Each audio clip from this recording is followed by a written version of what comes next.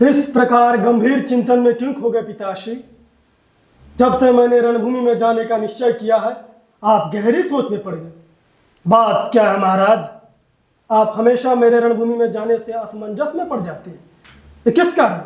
पुत्र मोहवश अथवा आपको मेरे रण कौशल पर संदेह है? संदेह? तुम पर संदेह? इंद्र के वज्र को भी मामूली कंकर की तरह प्रभावहीन कर देने वाले इंद्रजीत पर संदेह? देवासुर संग्राम में अपने पिता की पराजय को अपने पराक्रम से विजय में परिवर्तन कर देने वाले पुत्र पर हम संदेह कैसे करेंगे वत्स? तो फिर अभी तक आपने मुझे कूच करने का आदेश क्यों नहीं दिया महाराज? इंद्रजीत, तुम लंका की सबसे सुदृढ़ प्राचीर हो। अंततः तुम्हारी सुरक्षा करना आवश्यक है। आदि देव तुम्हारी रक्षा करें।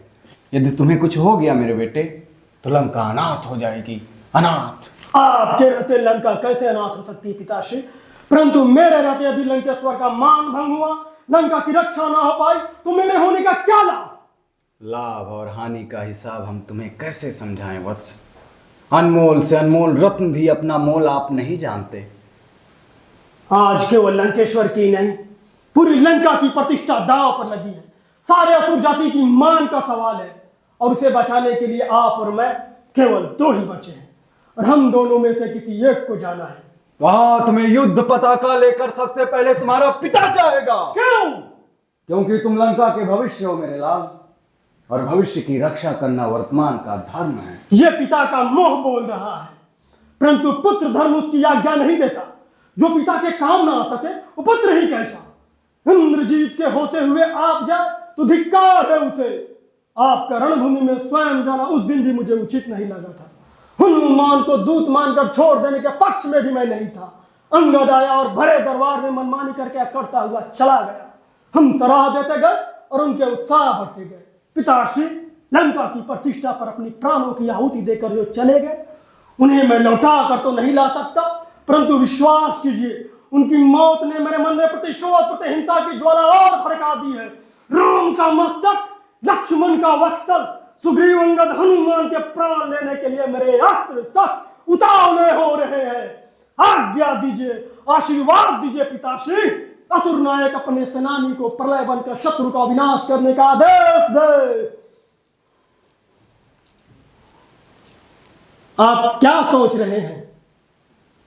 हम सोच रहे हैं इंद्रजीत कि पाताल लोक में भैया हिरावन ने हमें आश्वासन दिया था कि जब आवश्यकता होगी वो हमारी सहायता के लिए आएंगे, और वो माया रचने में हम लोगों से भी आगे हैं।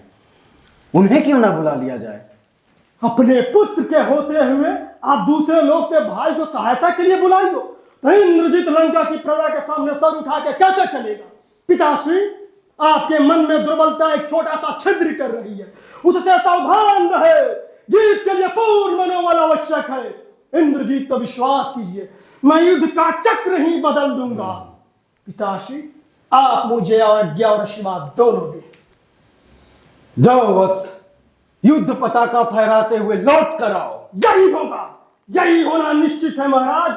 आज सूर्यास्त से पहले उन सूर्यवंशियों का सूर्यास्त करके मेघनाथ गगन में गरजते हुए मेघों के समान अखिल ब्रह्मांड में अपनी जयनाथ गुंजाता हुआ लौटेगा।